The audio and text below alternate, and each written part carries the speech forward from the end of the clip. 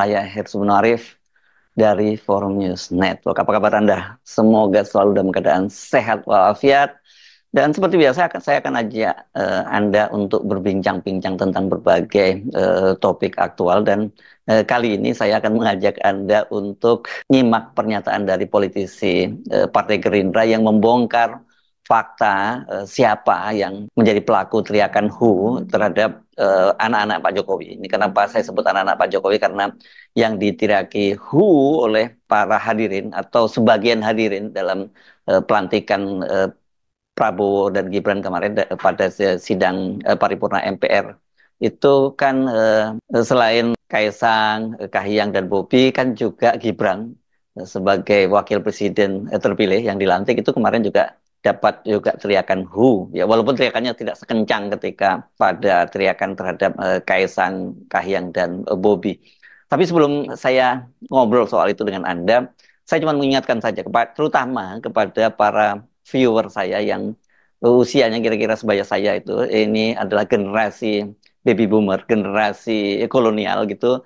Kalau Anda belum subscribe, dan terutama kemudian setelah subscribe itu Anda menekan lonceng notifikasi, syukur-syukur kalau melakukan share itu kalau Anda anggap bermanfaat. Nah, silahkan Anda lakukan ini ya. Anda pencet tombol subscribe, kemudian tombol notifikasi. Dengan begitu Anda akan selalu mendapat update dari konten-konten saya. Karena saya banyak sekali di Japri ini tanya, mengapa kok sulit sekali untuk mendapatkan konten-konten dari Hersubun Point ini. Kalau toh mereka mau mencari kata kuncinya dan sebagainya, kata itu sulit. Ya memang. Ini konten yang spesial yang mendapat perhatian khusus, jadi memang sulit untuk dicari. Tapi insya Allah kalau Anda sudah subscribe, sudah menekan lonceng notifikasi, Anda akan selalu dapat notifikasi setiap kali ada konten baru dari Hersubun Point. Jadi begitu ya. Ini kalau untuk generasi milenial, generasi Gen Z, saya kira sudah paham soal ini. Tapi generasi angkatan saya, generasi kolonial itu yang begini-begini, hal kecil seperti ini masih cukup membingungkan. Oke, clear ya. Nah, sekarang kita mulai kontennya ya. Ini politisi Partai Gerindra Habibur Rahman itu menyatakan bahwa dia tahu kok siapa yang berteriak WHO pada saat berlangsung pelantikan presiden dan wakil presiden beberapa hari yang lalu, tanggal 20 Oktober 2024. Saya ada di situ, kata Wakil Ketua Umum Partai Gerindra Habibur Rahman. Yang meneriaki WHO hanya dari partai yang merasa rival politik keluarga Pak Jokowi. Menurut Habibur Rahman, perbedaan politik itu hal yang biasa dan dia meyakini seiring berjalannya waktu akan terselesaikan. Ya, itu ada perbedaan politik yang belum selesai. Rekonsiliasi kita jalani saja secara alami, lambat laun juga para pihak akan move on. Itu kata Habibur Rahman. Tapi dia sendiri katanya juga mendengar kok dalam ruangan itu yel-yel yang menyatakan ucapan terima kasih atau dukungan kepada Pak Jokowi, dan itu katanya juga banyak disuarakan oleh para anggota MPR yang hadir. Siapa yang dimaksud oleh Habibur Rahman ini? Sebenarnya walaupun dia tidak menyebut nama partai, tapi dia ini kan kita bisa menduga-duga siapa yang dimaksud oleh Habibur Rahman. Ini ya nggak ada lain, pasti yang dimaksud adalah PDIP. Karena apa? Karena yang sekarang ini jadi rivalitas dari Pak Jokowi, yang ironisnya itu adalah PDIP. Kalau partai-partai lain, ya sekarang ini kan relatif semua berada di bawah kendali pemerintahan yang baru ini. Dan kalau kita ngomong pemerintahan yang baru ini kan berarti Prabowo Gibran, dan kabinetnya itu kan sekarang terasa sekali itu adalah kabinetnya Rasa Mulyono begitu. Nah, benarkah PDIP yang menyampaikan hal itu, dan pertanyaannya apa motifnya gitu. Sampai sejauh ini sih belum ada bantahan dari PDIP. Nah, hanya saja saya membaca memang berbagai pernyataan dari PDIP, seperti misalnya datangnya dari Sekjen PDIP Hasto Kristianto. Semua anggota PDIP, anggota fraksi PDIP yang terpilih pada pemilu legislatif tahun ini diperintahkan oleh Ketua Umum Megawati itu untuk hadir. Sementara Ibu Megawati sendiri tidak hadir dengan alasan pada waktu itu katanya beliau kondisinya kurang sehat setelah kembali dari perjalanan ke Asia Tengah. Dia ke Uzbekistan. Ini benar nggak nih kurang sehat? Karena kemudian orang bertanya-tanya, kan pelantikan terjadi pada tanggal 20 itu hari Ahad.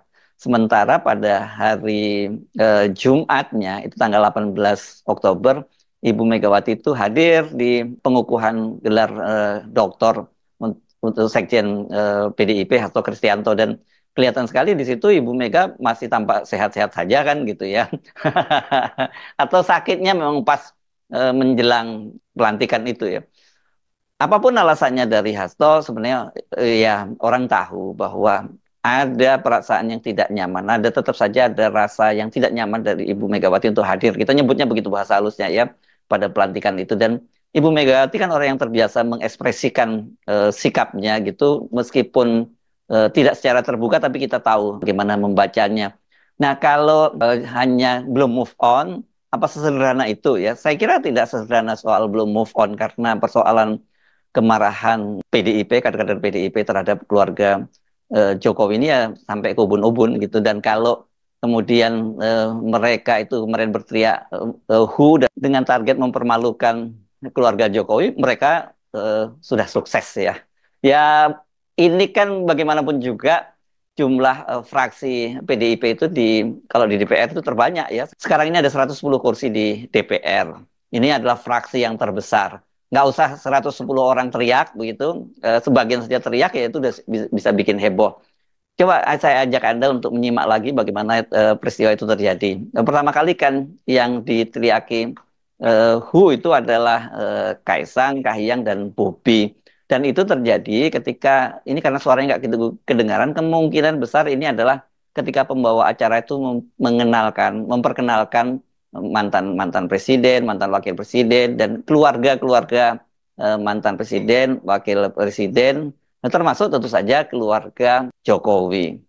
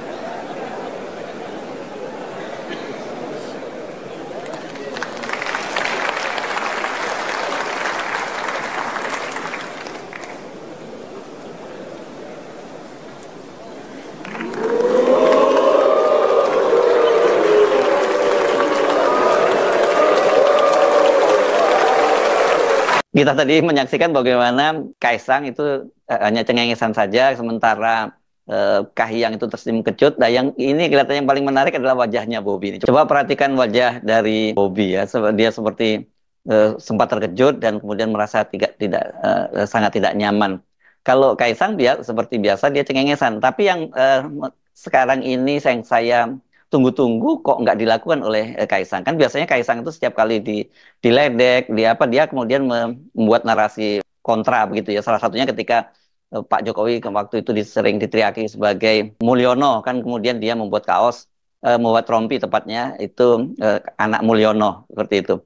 Dan sekarang ini saya tunggu-tunggu kok nggak ada ya, misalnya WHO itu kemudian dia buat kaosnya atau rompinya begitu. Sama seperti halnya ketika muncul Fufu Fafa. Kenapa dia tidak juga membuat kaos atau rompi bertulisan Fufu Fafa, adik Fufu Fafa. Ini yang sebenarnya diusulkan loh oleh para netizen agar Kaisang itu membuat kaos atau rompi bertuliskan adiknya Fufu Fafa. Saya jamin ini pasti akan laris kalau dijual di marketplace ya. Mengapa tidak muncul kontranarasi dari Kaisang? Karena peristiwa itu memang cukup mengejutkan dan berhasil mempermalukan Jokowi dan keluarganya, itu tidak hanya di mata rakyat Indonesia tapi di mata dunia. Karena kemarin itu kan hadir 30 perwakilan dari negara-negara sahabat. Ada yang wakil presiden, perdana menteri, ada yang menteri luar negeri, dan ada beberapa diantaranya adalah delegasi saja secara resmi. Tapi tetap saja kemarin itu mendapat sorotan dunia karena ya peristiwanya di sebuah forum yang sangat terhormat, sidang paripurna MPR, dan itu adalah momen yang harusnya momen sakral, yakni pelantikan presiden dan wakil presiden. Dan teriakan itu, teriakan "hu" itu juga kembali menggema ketika Wakil Ketua MPR menyebut nama Gibran Rakabuming sebagai Wakil Presiden terpilih. Yang kami hormati, Wakil Presiden Republik Indonesia terpilih masa jabatan 2024-2029, Bapak Gibran Rakabuming Raka.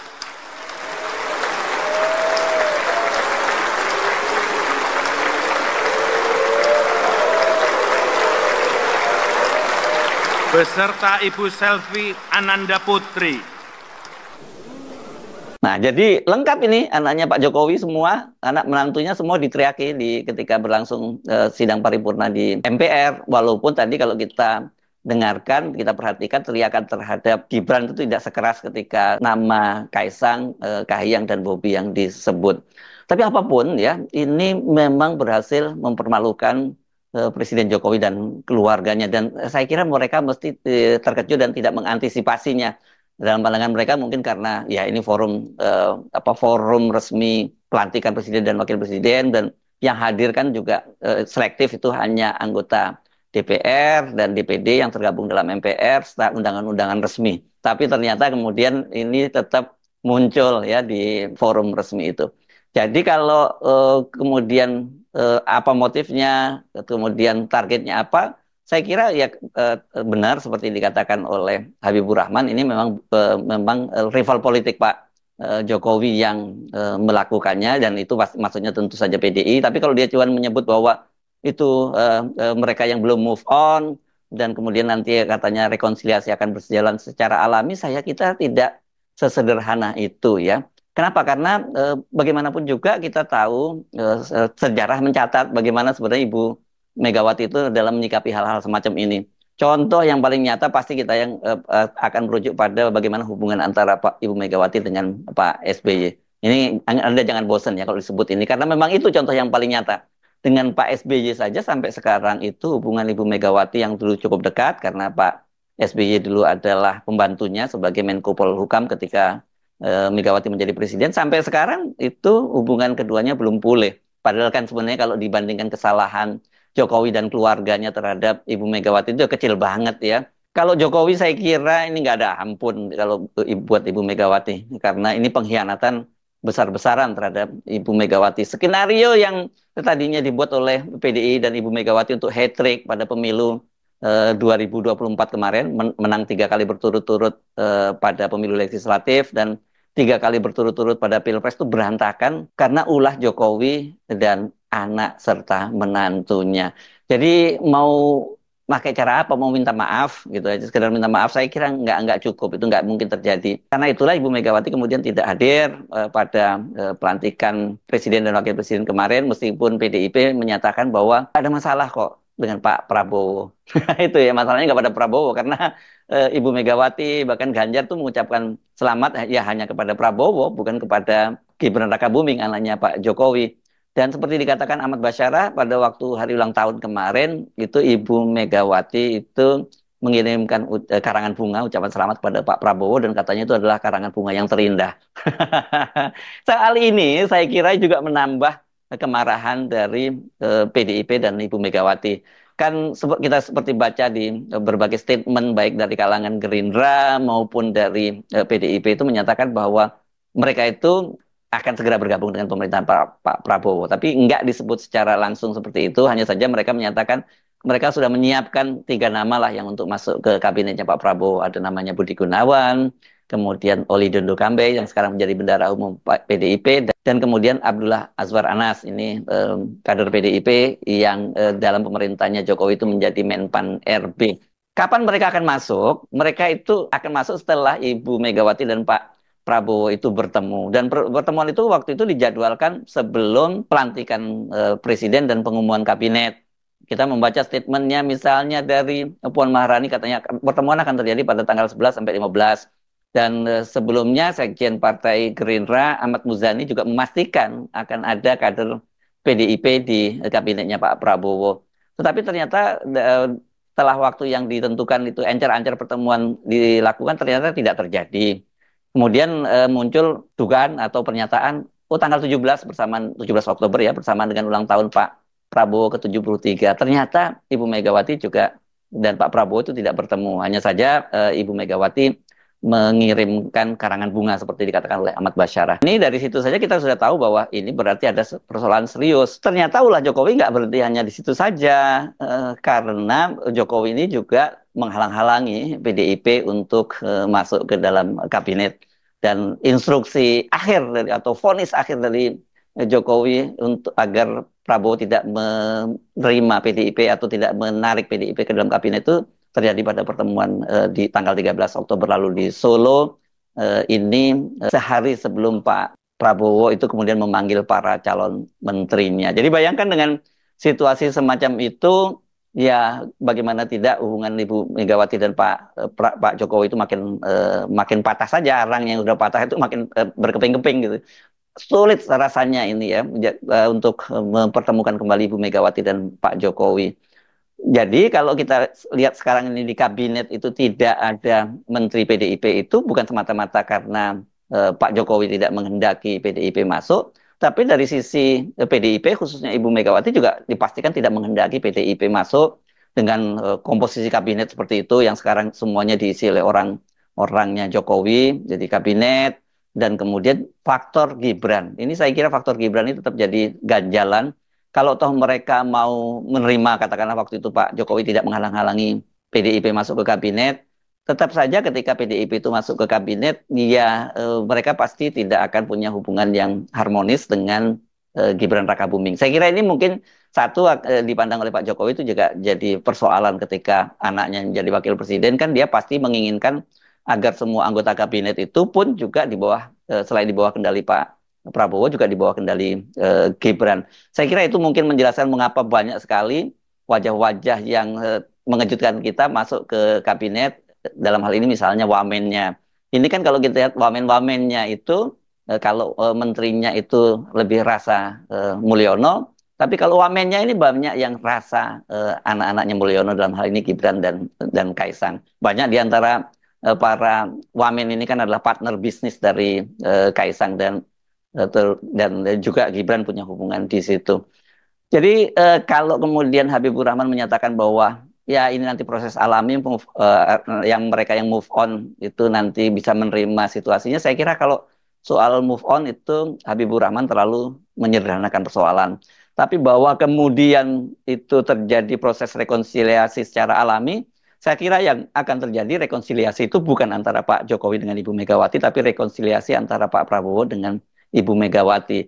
Hanya saja syaratnya kalau terjadi proses rekonsiliasi itu ketika pengaruhnya Pak Jokowi maupun anak-anaknya di kabinet itu tidak terasa lagi atau dengan kata lain dibersihkan.